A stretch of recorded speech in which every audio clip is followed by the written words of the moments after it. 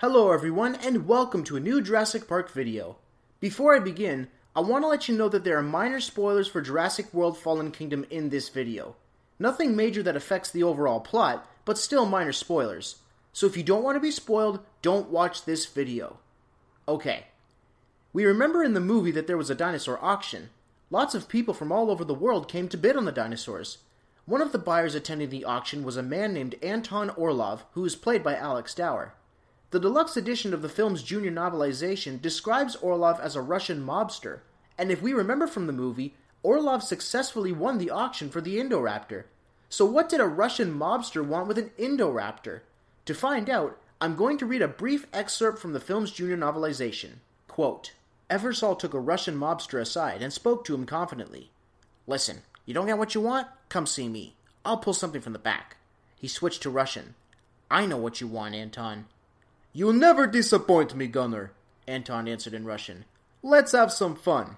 He went inside. Eversol turned to Mills. He's only interested in carnivores. Wants 2 of them. Why? Mills asked. Cage match. $5,000 a seat and pay-per-view. End quote. So Orlov wants to buy dinosaurs to pit them against each other, charge $5,000 a seat, and put it on pay-per-view. Imagine that. A dinosaur cage match. This is already sounding like a recipe for disaster. For one thing, forcing animals to fight each other is wrong, so I'm sure the Dinosaur Protection Group would have a thing or two to say about that. Second, what would happen if the dinosaurs escaped? Especially the Indoraptor. We know how that went. It was unstoppable. There would be mass casualties, that's for sure. Third, with all the money earned from this fight, what's to stop Orlov and his associates from making more Indoraptors? More on that later. But first, let's take a look at what would happen financially if Orlov's cage match came to be. For the sake of conversation, let's take a famous stadium in Russia, like the Luzhniki Stadium. The Luzhniki Stadium is located in Moscow and is known as Russia's national stadium. It has a seating capacity of approximately 81,000. If Orlov charges $5,000 per seat and sells out the entire stadium, that's $405 million in ticket sales. This, of course, is just counting the actual stadium seats. I'm going to go one step further to talk about how Orlov could get even more people in the stadium. To do that, I want to talk about a similar practice that is often seen at WWE shows, for instance. WrestleMania 33 was held at the Camping World Stadium in Orlando, Florida. The stadium usually has a capacity of approximately 65,000, but once the crews added seats and standing areas onto where the field is, the stadium reportedly held over 75,000 people.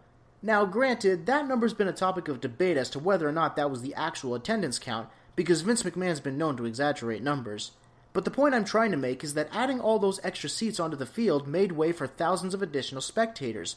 Imagine how many people the Luzhniki Stadium could fit if they did the same thing. It already has a capacity of about 81,000, so just imagine how much more it can fit. That's potentially thousands of additional seats and millions of dollars in ticket sales. So just for fun, let's do the math again. Let's say that Orlov has this dinosaur cage match event at the Luzhniki Stadium. Just like I mentioned earlier, if he charges $5,000 per seat, fills up the 81,000 seats, that's $405 million in ticket sales alone. But if we add in another 10,000 or so field seats, kind of like how they did for WrestleMania 33, that's another $50 million, making it a total of $455 million in ticket sales. This isn't even factoring in pay-per-view buys, merchandise, or Blu-ray DVD sales. I can only imagine how much money that would bring in on top of that. Orlov would be sitting on top of a gold mine. With all this money, Orlov and his associates could use it to invest in advanced technology, create more Indoraptors, and have more cage matches that will make even more money. And would they restrict themselves to just using these dinosaurs for entertainment purposes? I highly doubt it. They could very well try to use these Indoraptors for combat, crime, etc. Remember, Dr. Wu didn't want to sell the Indoraptor because it was still a prototype, to which Mills responded, "We'll make more," to which Dr. Wu answered, "So will they." Would the Russian mob have cloned another Indoraptor if they took it home? Dr. Wu seemed to think so. I guess we'll never know, since the Indoraptor escaped and died, so Orlov never did get the Indoraptor. Not to mention, Colin Trevorrow said there won't be any more hybrids coming to the Jurassic Park series.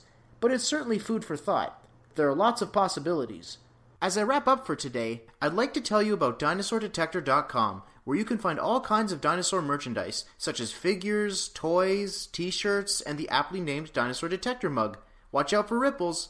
There's something here for any dinosaur lover, and for a limited time, if you go to the website and use the code Prutchick, you'll get 10% off your purchase. Every little bit helps. Check it out. So we know about the cage match, but what else do you think the Russian mob would have done with an Indoraptor? Talk about it in the comments, but let's keep politics out of it. Thanks for watching this video, and I'll see you next time.